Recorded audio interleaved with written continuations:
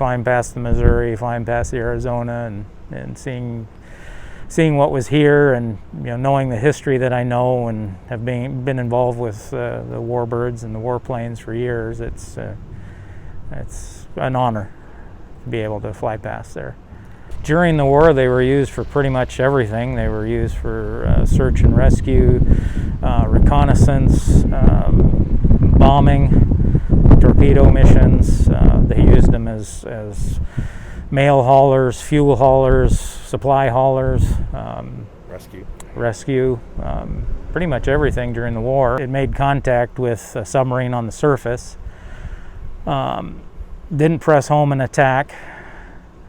Submarine submerged, and about 45 minutes to an hour later the submarine resurfaced, and at that point they pressed home and attack. They dropped a stick of 4, and the third bomb that they dropped made contact and sunk U-342 with all hands lost. And it was the U-boat's first cruise, so their first mission out, they got sunk. Where did this occur? Off the coast of Iceland.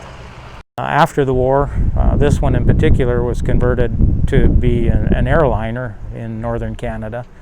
So it would haul 28 passengers in that configuration. And then eventually they did what they called a dual conversion. It could still haul passengers, but it also had water tanks for use as a firefighter. So it was a water bomber and an airliner.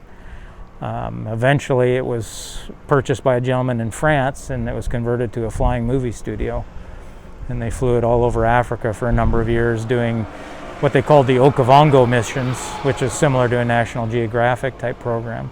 They had cameras mounted all over the airplane and flew all over Africa. My grandfather, Stuart Barr, had always loved PBYs and talked about wanting one for about 10 years or so. But after I got out of the Marine Corps, I bought an old Land Cruiser and was driving around the world. And I told him, if you really want one, I'll find you one. And he said, yeah, sure, go ahead. So I was over in France and found this one there. We made a deal over a weekend and bought it on Monday. Called my grandfather and he was interested, so we made a deal and bought it. I drove around Africa for about 6 months waiting on the good weather. Once we came back to France with Peter and Fred and some other pilots that aren't here, we did a bunch of work on the aircraft and got it ready. And then in June of 2019 we flew it back to Oregon. We take this plane to air shows around the country and events like this.